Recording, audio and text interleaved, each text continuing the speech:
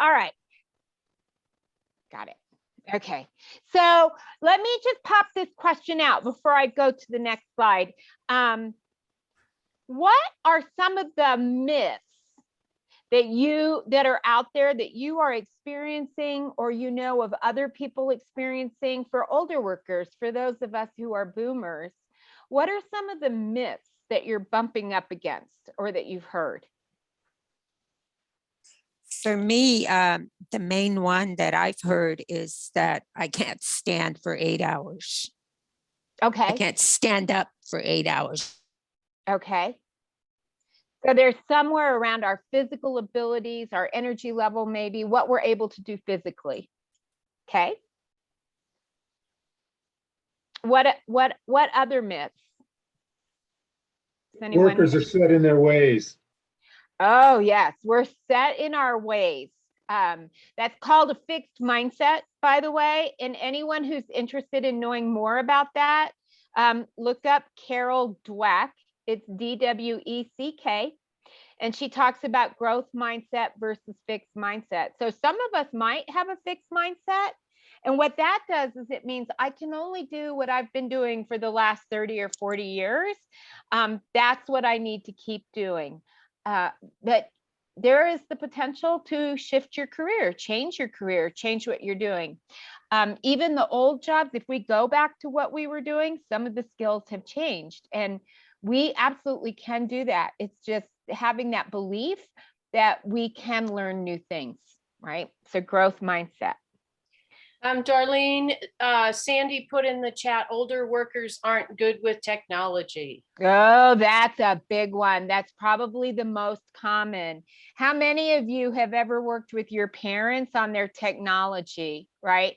When younger workers think about technology, for them, they think about it as their grandparents and trying to help their grandparents. And a lot of grandparents are very technologically savvy, by the way.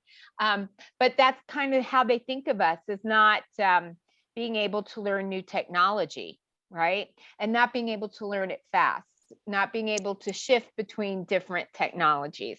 So yeah, that's a big one. What else? Linda said, neither can the youngsters stand for 8 hours. And I agree. Yeah. You have to stand for 8 hours, having done that.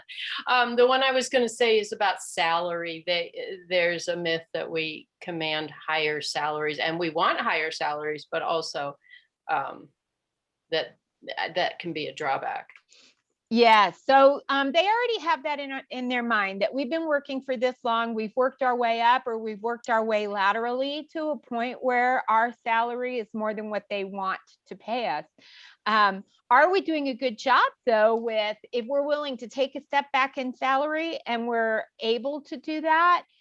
Are we doing a good job with communicating that that's not what's driving us? Right. So we will hit on that. That's another big one, that if you're an older worker, you're more expensive. One more? Is there one more out there before we move on? For me, I've been running against energy, but it goes back to the same thing of standing. But it appears like, oh, well, we want a younger person because their energy is so much quicker. You know, it's like, you're so slow at moving. Oh, but then I do it right. Okay. But like, they'll get a younger person, but you know, like I've got 4 adult young children, and they're constantly making mistakes. Whereas, you know, I can go in there and I have to fix their mistake because they do it so quickly. They're trying to do it like, okay, let me just do it, Mom. Okay, that kind of thing. And same thing when I go out look for a job. It's like, we want somebody with energy, somebody that can show us that they are energized. Yes. And you know what? We are full of energy, actually. And we'll talk about this. The boomers are changing the way retirement looks. Right. And what I saw, and you probably noticed things, but several years ago, I started noticing things happening as boomers' kids were maturing and moving out of the house. We saw the reintroduction of muscle cars. Remember when we were in high school, those really cool cars? We saw the reintroduction of that, and that was by boomers whose kids had left. And even, a lot of old bands have reemerged and are touring. We don't like to be we don't want to be old. We don't like to be called old. We don't feel that way. We are doing all those fun and energetic things. How are we showing up in an interview? Right? Yeah. So that's a big myth too. How are we showing up? One more, Darlene. Sure. From Steve. Older workers need benefits. Younger workers think they don't need good insurance. Yeah. So, and probably to a great degree, maybe younger workers think that, that they're healthy, and many of them are. They probably don't have some health concerns that older workers do, but benefits. What I will tell you is benefits is a huge thing for all age groups when they are looking for employment. What benefits employers are offering is huge. The most common benefit, the benefit is the most important to the younger workers, and this is according to Glassdoor surveys, is that they are looking for opportunities to learn and develop. How is a company going to help me learn and develop? Right? That's the biggest one that they're looking for. But those benefits are a big thing across the board. All right. You won't be here very long. You will retire. You will get bored, from Linda in chat. Yes, you are a flight risk. And here is something that boomers have in common with younger workers. We're all flight risks, right? So that's across the board. And we'll explain why that's a flight risk, what makes it different for each. But yes, if you are a more experienced worker, they see you as being a flight risk, and that may come from being overqualified. Yeah. So we talked about all of these, almost all of these, right? So these were the most common that I found. Mature workers are focused. This presents a flight risk possibly in a hiring manager's mind, right? If you're an older worker, you're just kind of floating along until Social Security will fit your needs. You've got your eye on that retirement ball. You won't really be engaged in your job. And we know employee engagement is a big thing for employers. But you won't really, you're just there to ride until you can actually retire. The truth about retirement is that most workers will work into their 70s and maybe even their 80s, right? So this is another way we're not ready to quit. And actually, I've seen 90-year-olds and up who are working still. Lacking up-to-date tech skills, we talk about that, and the fact that we're unable to learn them quickly. And I think, was it Mary who was talking about going fast and going slow? Another book is Fast is Slow and Slow is Fast. And so that's something that, if you're interested in that, to look up and think about as well. But we do learn quickly. When I first started working, my first job was on an electric typewriter for the financial services firm that I was with forever. And that's no computer at all. And then starting to move into that, computer world, and then learning new technology. So all of us older workers have been learning this technology for our whole careers. Not being open to reporting to younger managers, that is something that has popped up as a concern. They don't think that we'll be willing to do that. And if you think about it, I've talked to a lot of older workers who they get a little irritated at having to recruit, maybe not irritated, but maybe it's intimidated when they think about interviewing with managers who might be in the millennial generation. And I guarantee you that if that's in front of you, if that's in your mind, it will show up, right? Through nonverbals. Wanting higher salaries, that's another myth that we can bust, and there are ways to do that when you interview. and not being open-minded and agile enough. And agile might go back to some energy. It might go back to that fast. They want to move fast. And this open-mindedness, thinking about collaboration and being willing to do things differently, be willing to change, and being a flight risk because we're either overqualified, and really flight risk goes back to that. They think we're ready to retire, right? Here's some truths. They bring experience. The more experience that you have in the workplace, the more that you can bring to the next role. Your experience is your secret weapon, right? You have a lot of knowledge. You are proven to be strong problem solvers. So it doesn't take you as long to solve problems. You have experience doing that. Older workers actually are lifelong learners. Those who are in the boomer generation, they love to be continuously learning. And people and power skills. I put power skills because another person that I know called these power skills, and I thought that was so great.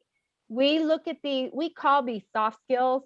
I believe when you call the people skills soft skills, it minimizes the importance of them.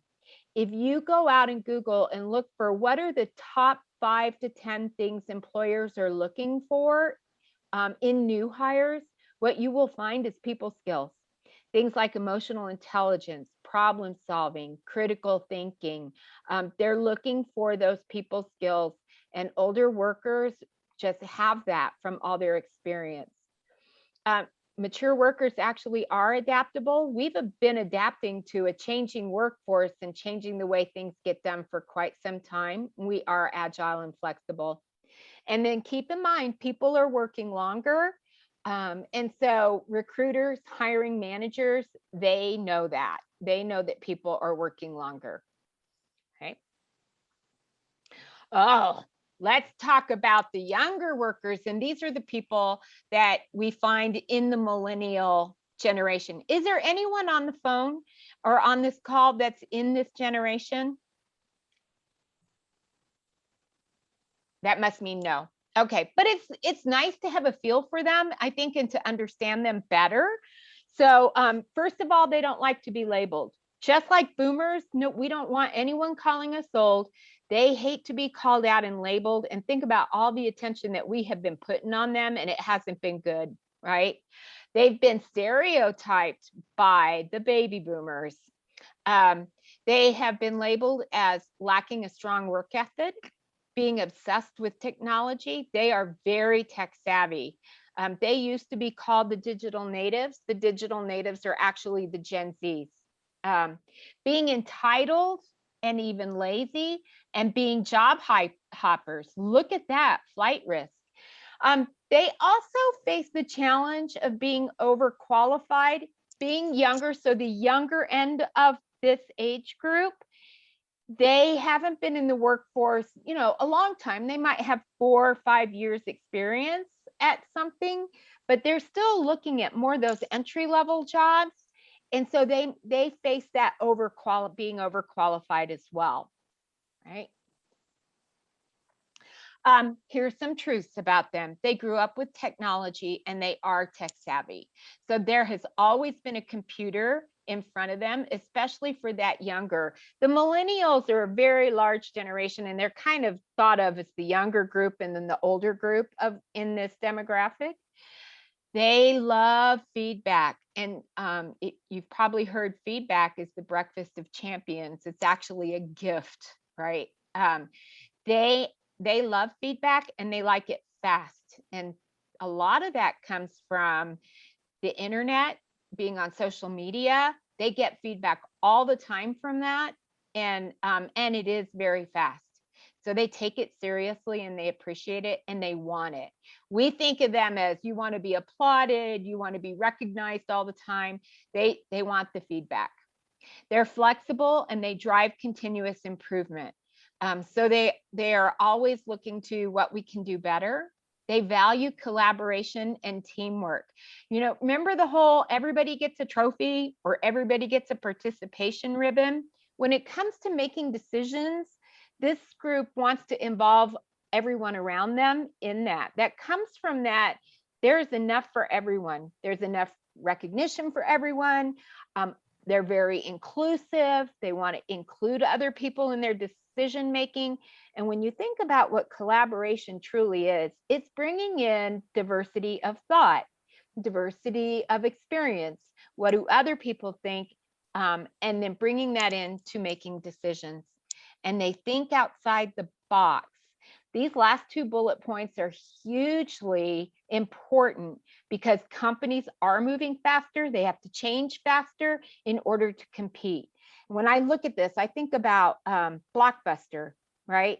If they'd had people working there who thought outside the box, were very collaborative and brought in all different ideas, Netflix probably wouldn't have knocked them down the way that they did, right? So innovation is something very important to companies, and that is a competitive advantage for millennials. Okay. Any questions or thoughts about the millennial age group? Does that help understand them just a little bit more? Darlene, you're right on. I have 4 of them. Mm-hmm. And oh my gosh, you are hit the nail on the head. I'm so glad now I can understand them a little better. Yes, yeah. And one of the things they are job hoppers. They'll stay somewhere for 2 to 3 years. And of course, us older workers, we've labeled them that way. However, they watch their parents lose their jobs, their parents lose their pensions, the loyalty that they gave to companies after working for 25, 30, 40 years at the same company didn't matter. They watched that happen in 2008 and 2009.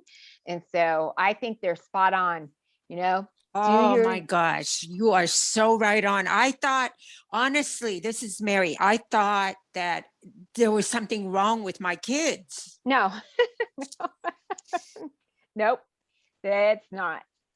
Yeah. And they're doing, when I got the word that we were being acquired and we would all be let go, my first thought was, I wish I had acted more like a millennial, but that's okay. My company was great and they grew me in a lot of ways, but it makes it more uncomfortable when you've been somewhere for 30 years and have to move. They're used to that. They're good with that, right? I'm going to play this video. This video was created by AARP. And what you'll see here is how do we disrupt the myths of millennials? And it would even apply if we had younger people on the call. It would apply for them too. We have created stereotypes and labels that we've put on other people. How do we then disrupt those, right? Now, this is going to take me a minute because I have to stop my share. I learned this in the last time I did this earlier this week. Let me go back and share the screen where this video is. Where is it? Where is it?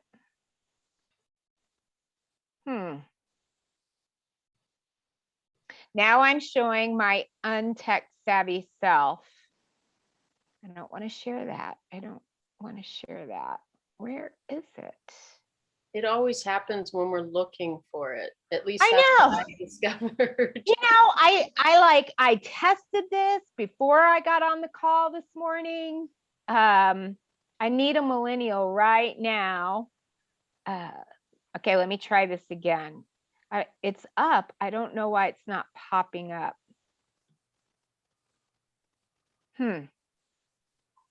My daughter would say, "Okay, Mom, move over. Let me do it. Let me do it." Right. I hate that though. I hate that. I know. But yeah. Video? Can I? All right. Why is it not? It's almost like I'm limited. Let me try this.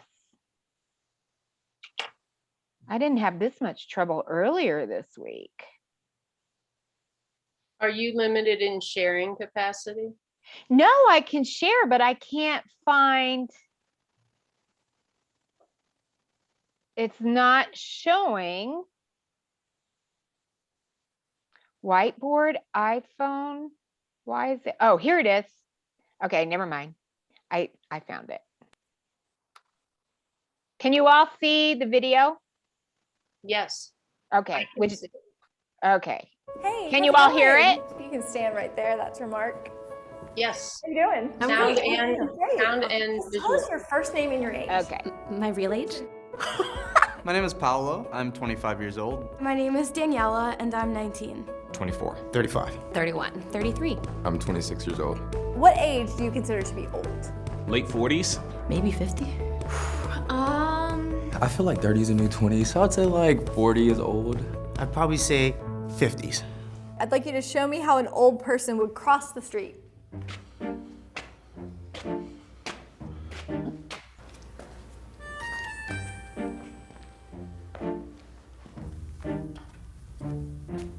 Show me how an old person would send a text message.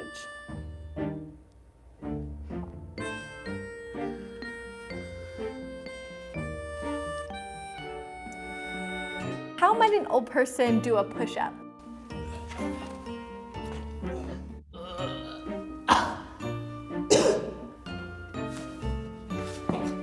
What about jumping jacks?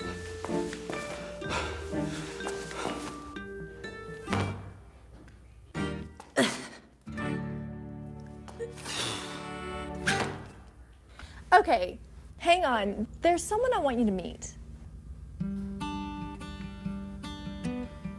Hello, I'm Birch. I'm 66. Hi, I'm Daphne, and I'm 68. I'm Dee, and I'm 55. George Fassbinder, 75. My name is Parvati. I'm 70. Nice to meet you. Nice to meet you. We're gonna give you about 2 minutes to teach each other something that you are good at. I can teach you a jump that I do. Okay, please. Both of your legs go up, and your arm goes up, and your left arm goes like to the side. Ready? Okay. 1, 2, 3. Lift 1, 2, 3. And bring it to your heart. And bring it to your heart. Add the head in. Yeah. You want to try to get your balance and raise up. Now, you can bring your legs and your feet up. It's hard, right? Yeah. 1, 2, 3, 5, 6, 7. So when you come out of a turn, either way, you go back to that basis. Over. Now forward. Over. Yeah. Square it like this, and give me a hook. Hook. Jab, cross, hook, and then we'll go like this. All right? 1, 2, 3. Now, what age might you consider to be old? Probably 80 or 90. He could just do everything that I told him to do. An age that I would consider to be old now might be 100. Do you remember what you said? Yeah, I said in the 50s. I thought that would be old. But when I thought about it, like... Wait a minute. I'm sorry. I can do it. It really changed my thinking of what old is. You've taught me something today. Clearly, there's no way she's old, you know? Now I know from today, hey, I don't look at age. At my age, I feel like I did when I was in my 20s. There's so many things that I still want to do. There's so many things that I can do. As long as I'm growing and learning, then age doesn't matter. When people start stopping, that's when they start getting old. Thank you. Thank you so much. Thank you. Okay. Thanks, Daphne. It was great meeting you. How long have you been doing this? Is this a new skill? 40 years. Wow.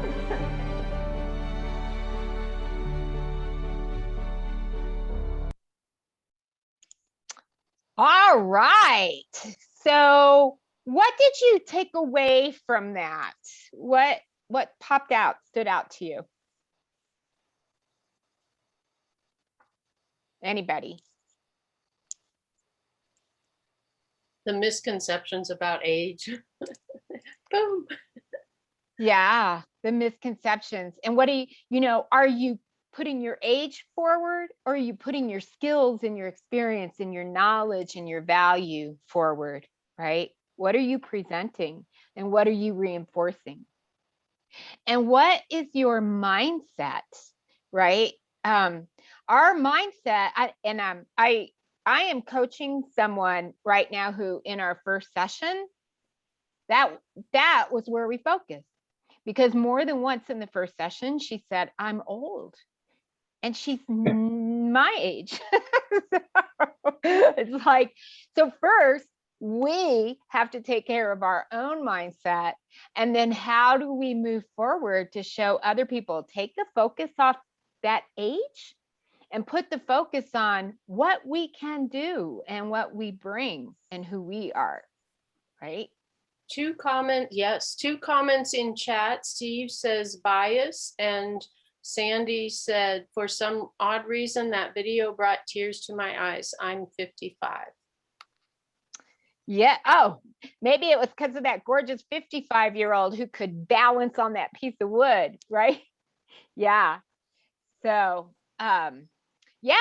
And boomers, like I said, we are changing what our age group, what retirement looks like, and we're not ready to retire either. I'm going to go back and share the presentation. Let's make sure. All right, can everyone see it? Yes. Well, we Okay. see the video. Oh, no, it is the presentation. And it's not advancing. Why is it not advancing? There, oh, okay. There it goes. Okay, it just got stuck.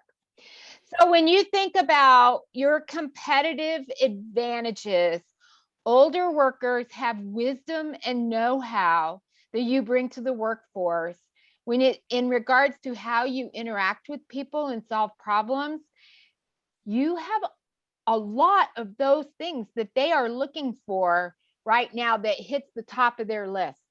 People skills, very, very important. You know, the thinking is shifting to, I need people who can work well, that is a culture fit, that are team workers, have emotional intelligence, can create psychological safety in the workforce. I can teach them part of the technical skills. Now, your technical skills too are your ticket to get the interview in order to highlight your people skills, right? You are also regarded for your loyalty, reliability, and productivity. Are you highlighting those? Are you working those into your interviews and your conversations? And then our younger workers are tech savvy, very collaborative and inclusive. And they are regarded for driving change, reshaping the world of work as innovators, right? All right.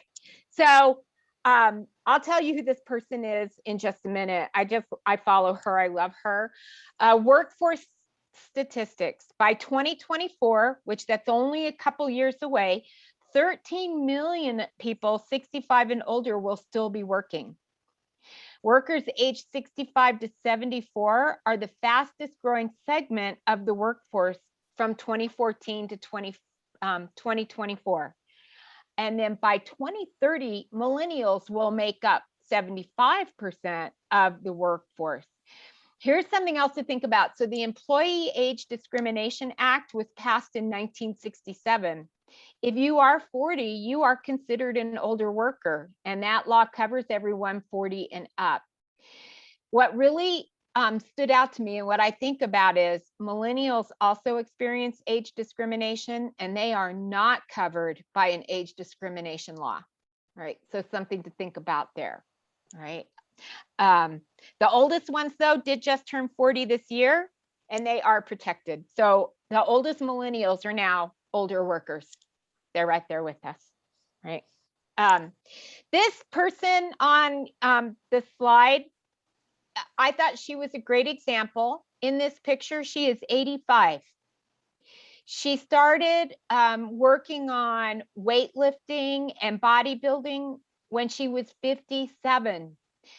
And if you think about that in regards to career shifting, you know, in our 50s, we can absolutely change careers. It just depends on our mindset. What are we telling ourselves? And then going forward with what we want to do. She is still a personal trainer, and she's a model as well as a bodybuilder. She does compete. So when you think about having no energy, once you hit your 50s or 60s, look at her at age 85, right? And she didn't start doing that till she was 57. So you are, as boomers, part of a revolution. And this is something I guess boomers have just always been, revolutionary. Older workers actually are among the first generation who change careers after the age of 50. So we absolutely can do it. We are driving it. The centuries-old patterns to work at the same job is becoming obsolete. So that loyalty that we think about and being at the same job for 30, 40, even 50 years, and then getting the gold watch and the pension, those days are gone. They're disappearing very fast as we see organizations changing. We see even organizations that are on the Dow, that changes all the time. Organizations are really working hard to stay competitive, and mergers and acquisitions too will make this obsolete. So there's a lot of things going on there. A study showed 40% of people at age 62 had changed careers since they turned 55. So getting close to half, right? Now, you may be signaling your age or sending red flags without knowing it. So the first one is your subconscious and mindset. What are you telling yourself? If you get up every morning and say, I'm tired, I'm old, that is how you will show up, right? So you want to think about that.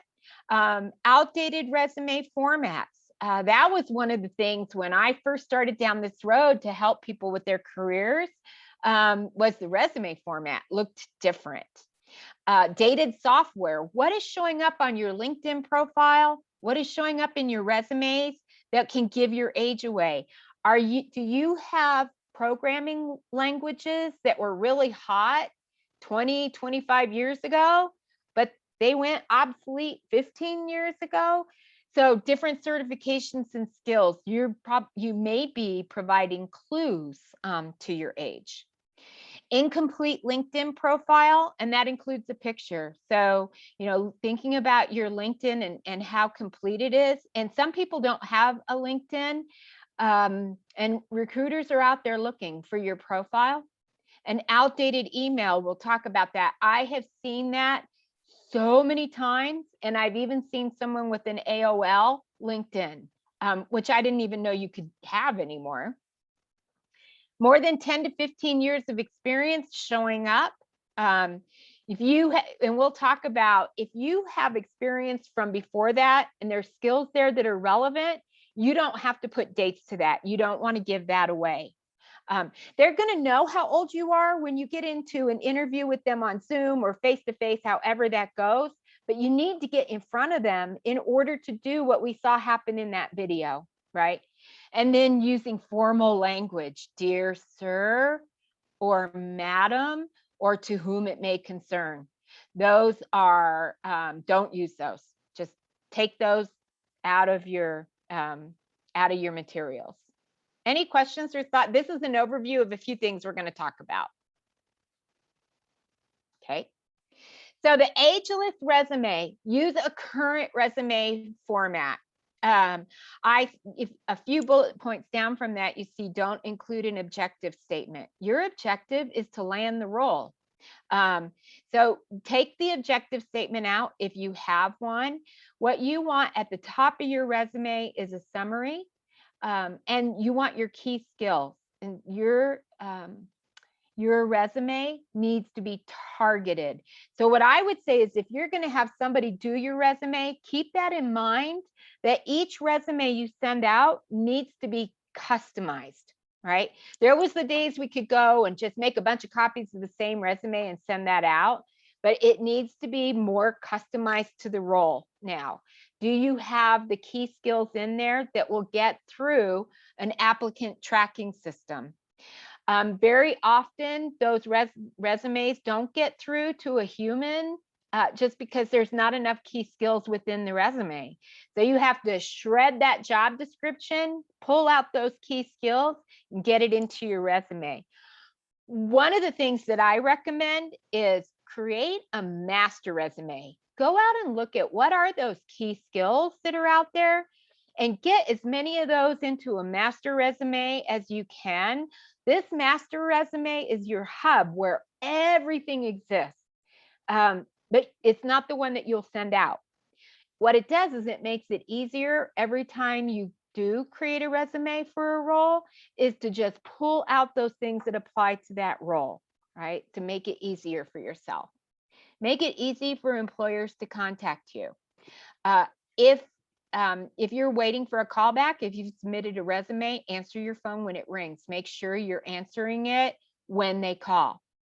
Don't give them more than one phone number. Don't give them more than one email. And if you do get an email or a phone call, a message from them, call them back right away. Get back in touch with them. Don't make it hard for them to get a hold of you to set up a resume, or even after that.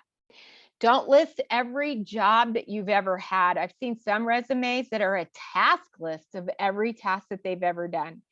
Just list those things that are relevant to the job that you are applying for. So again, these are things that you might have in your master resume, and you can pull things out to highlight your experience that aligns with that role. List the skills that are relevant to the job, and avoid calling attention to your age, right? One way that we call attention to our age, and we used to do this years ago, references available upon request, whether it's on the resume or whether it's on the cover letter. Leave that off.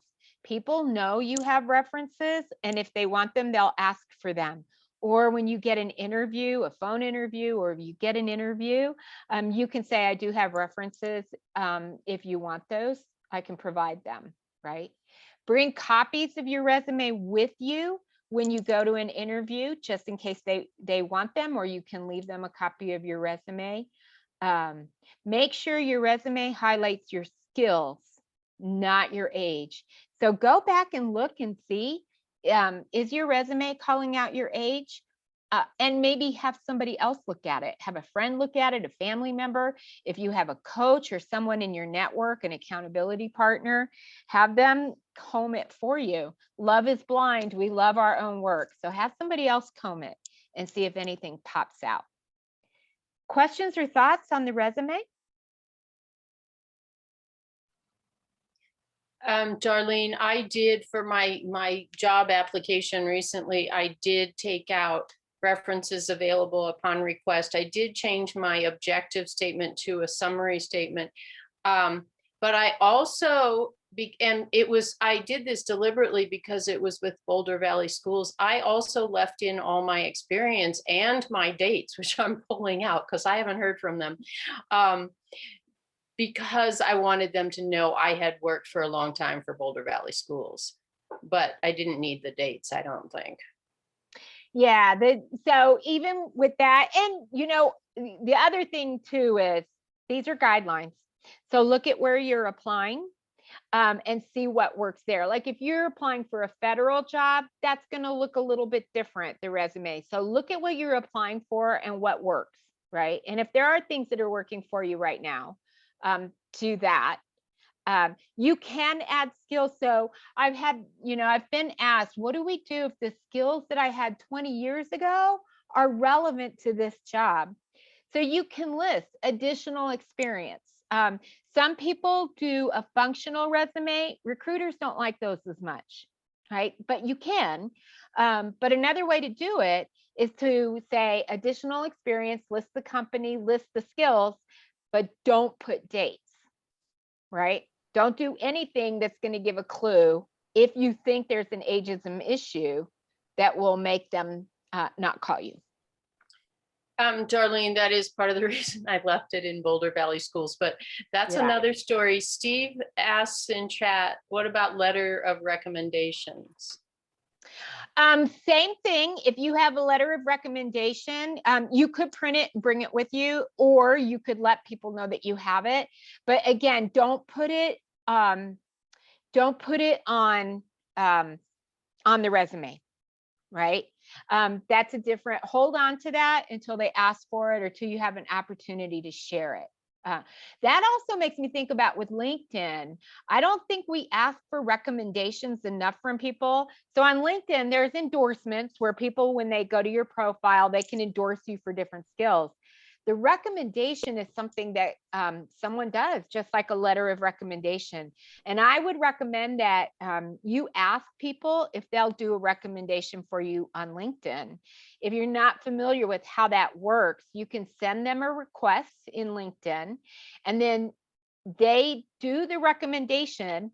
They send it back to you to have you look at it before it then gets posted, right? So that's another way to allow recruiters and hiring managers to even see recommendations before they interview you. So make sure that you get with former colleagues, former bosses, whoever that you are getting recommendations from, and see if they're willing to give you one on LinkedIn.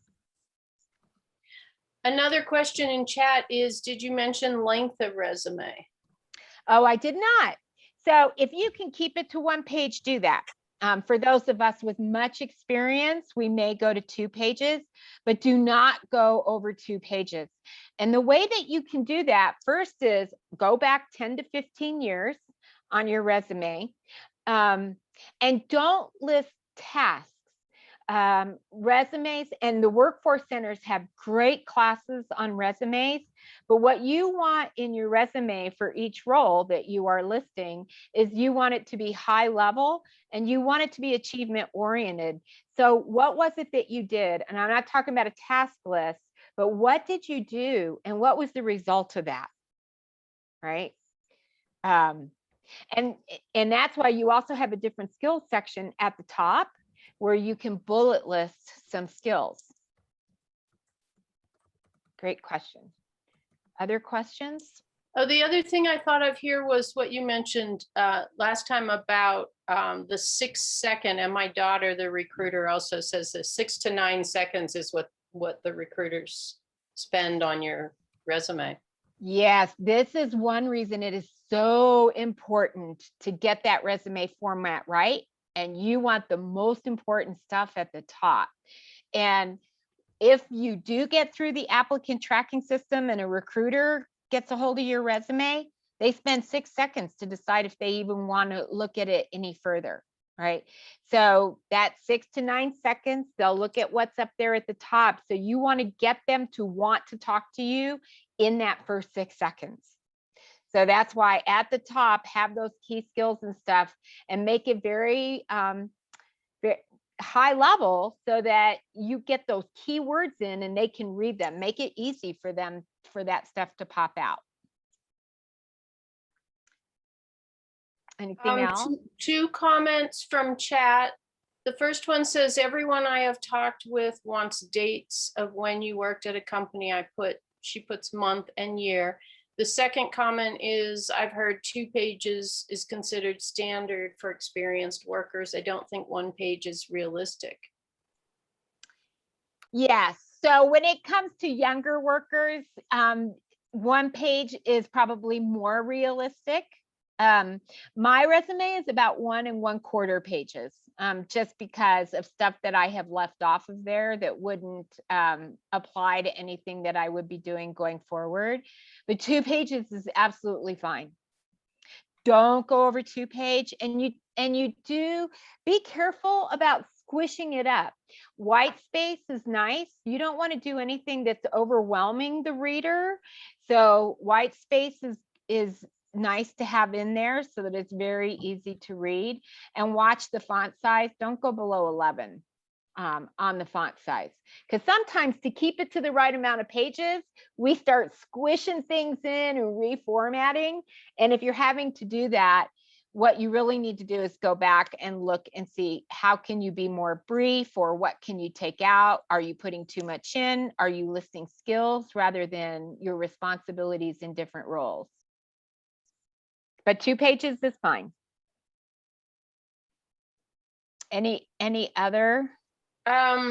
About dates, and then Steve has a question. Steve, could you clarify? It's about ATS. I'm typing. Okay. Okay. So what's the question about dates? Was there more?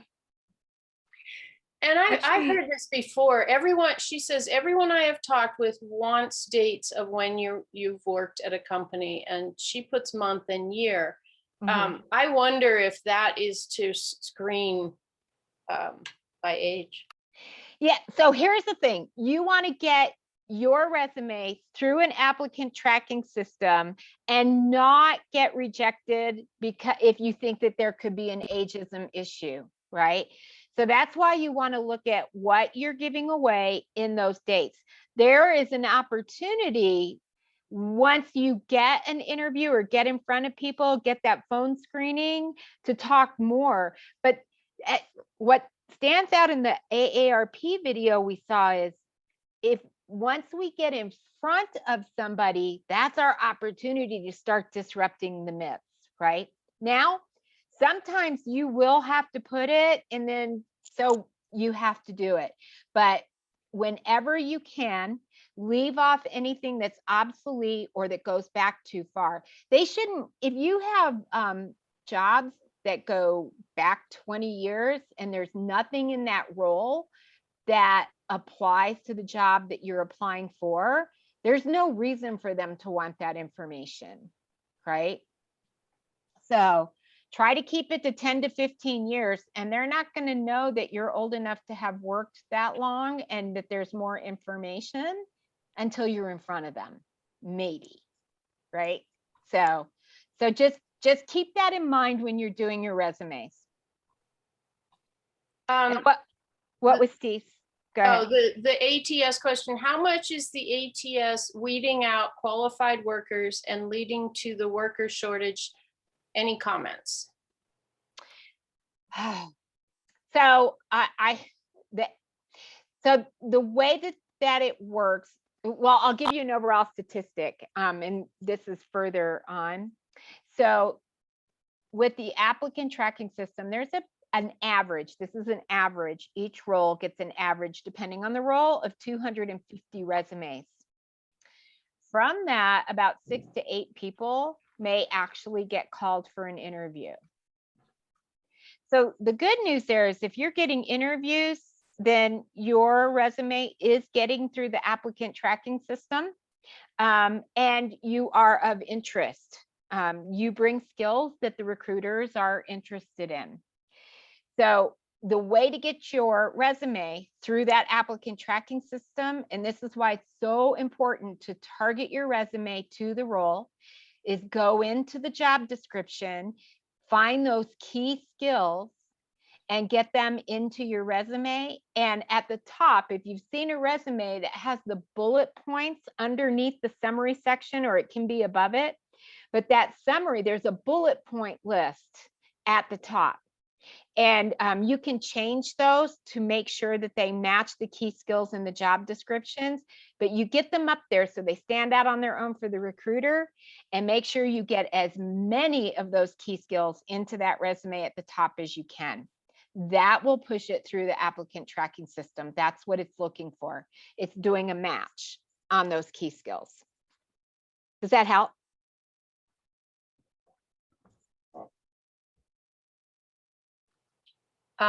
Yes. Okay. And so, Yeah. Bob, Steve, go ahead. I was just going to say, I'm already doing all that sort of thing. But it's just, and I do get tripped up with the NeoGov and other government things that are requiring months and years. So I just limit it to the last 10 years. Yeah. Now there is, for anyone who's applying for federal jobs, if you are on Connecting Colorado, and what that does is that gives you access to the workforce centers all over the state. They're all doing their stuff on Zoom for the most part. There's some that are not. It gives you access to those. The Pikes Peak Workforce Centers has resumes for those of you who are applying for federal jobs. And I would recommend it. So if you're on Connecting Colorado, even if you're not, you can sign up for it. And then find those workshops. There's 2. They have a part 1 and a part 2. And that will help with that.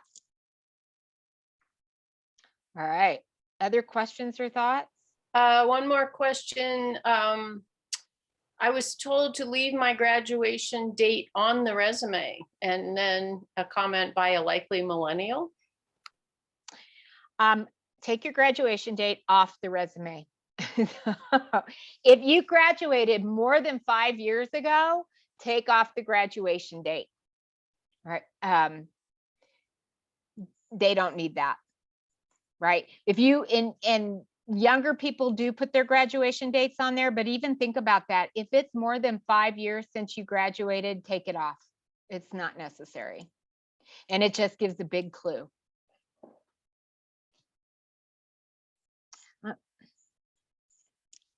Anything else before we move on? All right. Here's the email thing, and something to think. People don't realize this. You're giving yourself away with your email.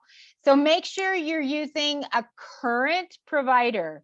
So I've seen people with Hotmail, with AOL. I use Yahoo. I'm using Gmail, and then my own email now as well for my own domain. But I didn't even realize even Yahoo shows you up as being older. And I guess, yeah, I've had that email address for 20 years. So I guess that's right. So you can get a free Gmail account, and I would even create an email that's specific to your job search, so that you see stuff right away, right? This is my job. So keep it professional. That means your name, first and last name, or whatever format works if somebody's already got your first and last name, but keep it professional. Use a Gmail or something that's very current like that. Don't put numbers in it. You see this Jane Smith, 1957. That may not be her birth year, but that's exactly where our brain goes, right? So we look at that and we're like, older worker. And don't put, even if you have numbers in there, like if you have 57 being, I'm just going to use the last two numbers of my birth year, that makes them think, okay, you're 57. Or if you have a number like 66, they think you're 66. So keep the numbers out, use an updated email, and don't use nicknames, right? Like coolguy@gmail.com. You want to keep it very, very professional. Okay, so if anyone has an old email, you may need to go out and update it. Now, with that said, some of you may be doing a great job with if you're using an older email like a Yahoo, that might be working for you, and that's fine. I don't want to mess that up for you, but this is something to think about, that your email could be giving you away. And activate your LinkedIn network and your profile. That headline at the top underneath your picture, that is the most valuable space on that profile when somebody comes to your profile, right? So you want to make sure you've got keywords, things that pop for people. Show passion in your summary. So when you put your summary together, you want people to get a sense of you, right? So put a little bit more information. Your resume is the ticket to get someone to go look at your profile in addition to getting the interview. So you want that summary to catch people's attention, expand a little bit on your experience in there. Don't list tasks, don't list specific things that you've done, but be very broad. Because you want people won't spend a lot of time reading a small novel, right? So you want to be broad, include the scope of your experience. What does that summary look like? But also make sure that you've highlighted those things that you're proudest of. You know, what are your greatest achievements? Make sure that you get them in there. Include a photo and make sure it's professional and it's recent. If a recruiter goes to your LinkedIn profile and there's no photo, they'll close it right away. At that point, they're done. Okay, so make sure you have a photo. Highlight your skills. Again, make sure those key skills are in your LinkedIn profile. If you've looked at jobs on LinkedIn, it will tell you based on what's in your profile, what it's pulling from there. It will tell you how, what kind of a match you are for that job.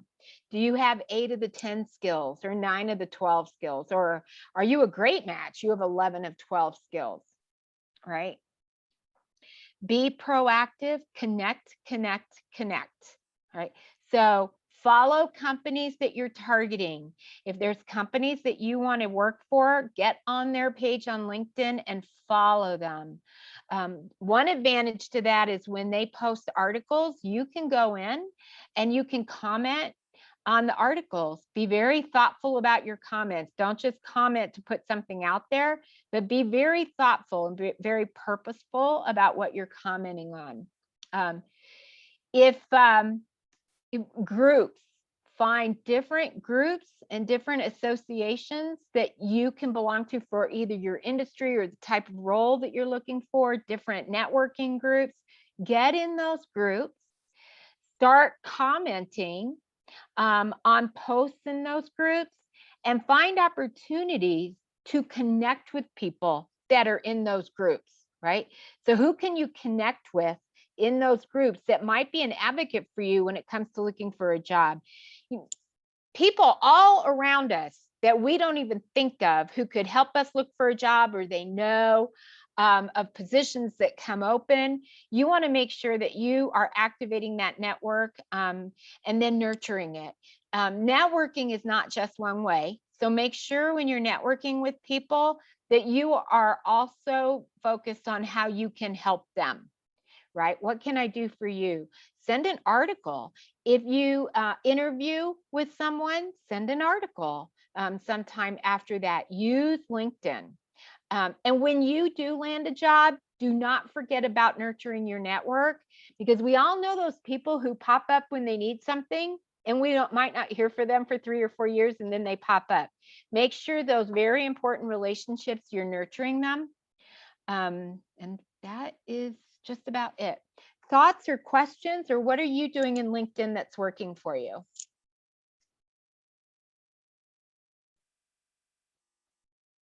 Are we good on this one? Okay. Here's the importance of networking, because I know some people try to resist it. They get anxious about it, or they don't like the, just the networking. So some things to think about. 80% of opportunities are not on job boards. So that's called the hidden job market. So you might find something through connections. So there are people who know in their companies who might think of you. You want them to think of you if a role that you'd be suited for and that you would want comes up.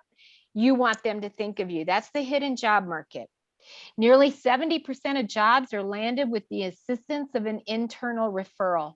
So even if it is a job that's on a job board or it's posted on LinkedIn, find someone there who can advocate for you, who can be a referral for you.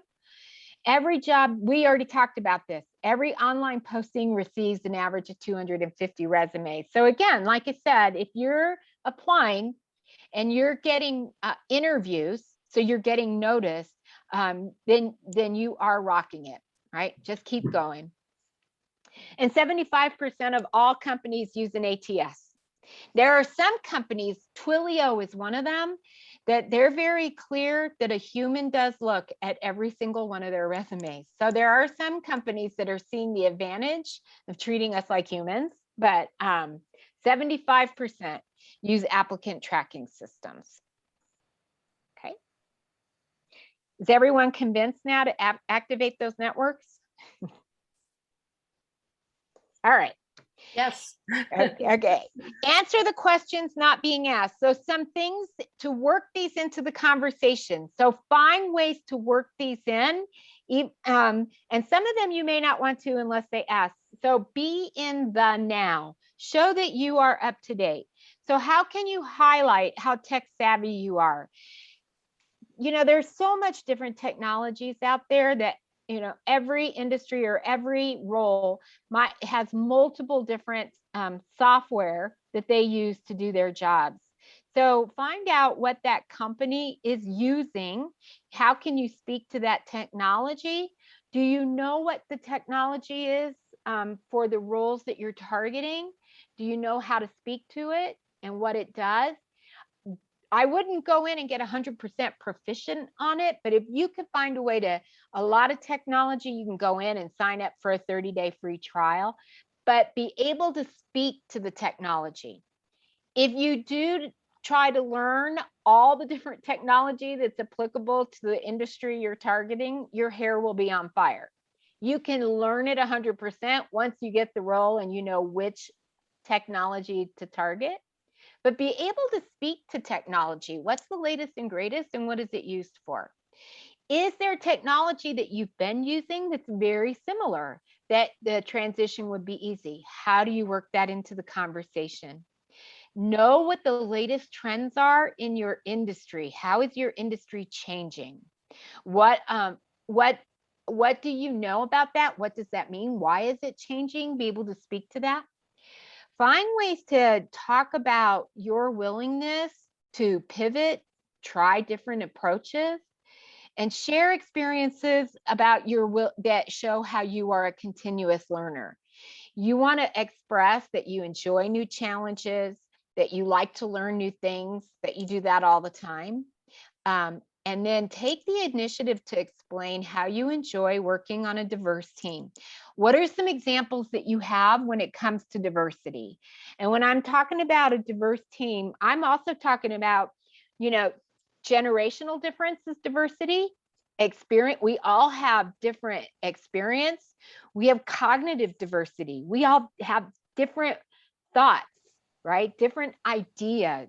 So when you think about diversity, that ties into collaboration and doing things in new ways. So how do you work in a diverse environment and be able to champion that in your conversation? Here's some of the potential concerns. So when we talk about possibly being overqualified, being a flight risk, focus on the future. So we can be considered a flight risk for different reasons in different generations. And for those of us who are boomers, it might be retirement. So you want to move the conversation, and they will not ask you flat out, are you planning to retire in the next 5 years? That's a legal line that they could be crossing, right? So what you might be asked is, and many of you probably been asked this, what is your 5-year plan? Where do you want to be in 5 years? Even if you think you might be retiring in 2 years, do not say that. In 5 years, think about, this is what I'd like to be doing. I'd like to learn this. This is the difference I want to make. I like to be challenged. But don't give any clues if you think you might retire before that, because they want to know that you're going to stay with them for quite some time. And that will help you with clarifying that you're not planning to retire in the future. Don't use those words. Just focus on what you want to do and the value that you bring to the company. Get them focused back on the value that you bring and how you can be an asset. When it comes to being unemployed, and so many more people are unemployed right now, it may not be as big of a concern. We've all heard it's easier to get a job if you have a job. Well, there's a lot of people looking that don't have a job. But talk about what you did during your unemployed time. Did you volunteer? Who did you volunteer with? And what was the difference that you made? What was your impact? What did you take the opportunity to learn? Did you learn new things, and what were they? So talk about how you were still being productive in relation to work during your unemployment. When it comes to showing your willingness to work for a younger manager, and there may not be anyone on this call who hasn't worked for a younger manager, this goes back to you talking about liking a diverse team, or valuing that diversity, and you really what you get from that. And stay positive. Don't ever bad talk a former employer. Just stay very, very positive in the conversation. Okay. Any questions or thoughts on that? We're getting to the end, but any comments or questions? Okay. Ace the interview. This first bullet point speaks to how people think those of us who are older have no energy. And are you reinforcing that for them when you're on an interview? So whether it's Zoom or in person, and it's probably easier on Zoom, right, to give it away. So make sure that you show up energetic, put a big smile on your face, be energetic. And if you don't think you're going to be, you're feeling tired, then do some jumping jacks before the interview. But you want to show up as having some energy, right? And so that might be through your voice, through your inflection. That might be through your body language. So you want to show that to them, right? And if you're more like me, I have the opposite problem, and some of you may have noticed it. I'm very highly extroverted. So my facial expressions and my body language can come off as overwhelming. So if you are that person like me, find ways to tone that down. A great way to get ready to show your energy in a way that's positive is to practice with someone. You know, if you have a coach or an accountability partner or a family member, do practice interviews so you can also get feedback on not just how you're answering the questions, but how are you showing up? Do you have that energy that they might be looking for? Is it overdone? How are your nonverbals showing up? We talked about the potential of the employer's concerns. Don't just flat out answer those questions. Work the answers in to the answers that you would already bring, right? When you talk about the value that you bring, work them into potential questions that you'd be answering. And again, emphasize the experience. Keep the conversation on your experience rather than your age. Possible retirement. Highlight your skills. Showcase your ability to adapt. That is really important in the workplace right now because there is so much change. And then end strong. People remember the first and the last thing that they heard. So you want to start really strong with positivity and energy, and then make sure that you end strong with the same. Show your enthusiasm for the job. Why does it excite you? What is the value you bring? So leave them with a very, very good impression. So it is a journey.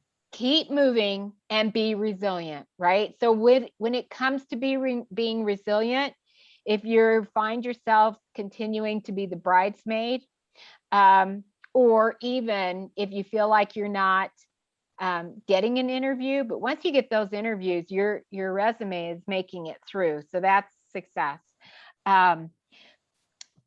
Every time that you get a letter saying that they're going in another direction, don't use words to yourself like you were rejected, because we can really get buried in that. Every time that you interview, every time that you customize your resume, you are practicing and getting better.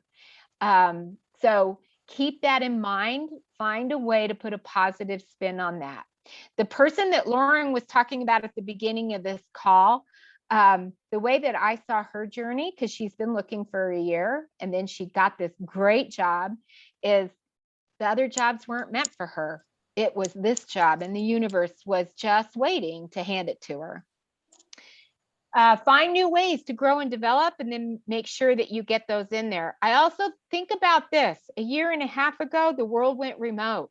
You have learned a lot during this last year and a half. You've gone to Zoom for your meetings. You're meeting with people. The remote skills that you have learned with that also play into the remote skills that we bring into the workplace. So you have new remote skills. Make sure you're highlighting those. Know and highlight your strengths. And so Lauren was also talking about the Lumina Spark at the beginning of this. I have a couple different personality assessments that I do. I like Lumina Spark because it really peels the onion. Strengths Finders is another one. If you haven't done that, know what your strengths are, and then know how to highlight those. How do they align with the role that you are looking for, and how do you talk about them? Look for those opportunities to share your knowledge and success stories. So again, think about those great success stories that you've had. and engage a mentor or a coach or accountability partner to march through this journey with you as you're looking for that next role. Okay, and that is the ageism presentation. So questions, comments, pushback? I learned from pushback too. Thank you, Darlene. That is a fabulous presentation. So much packed in there. Yeah, Thank you very much. Big. Thank you.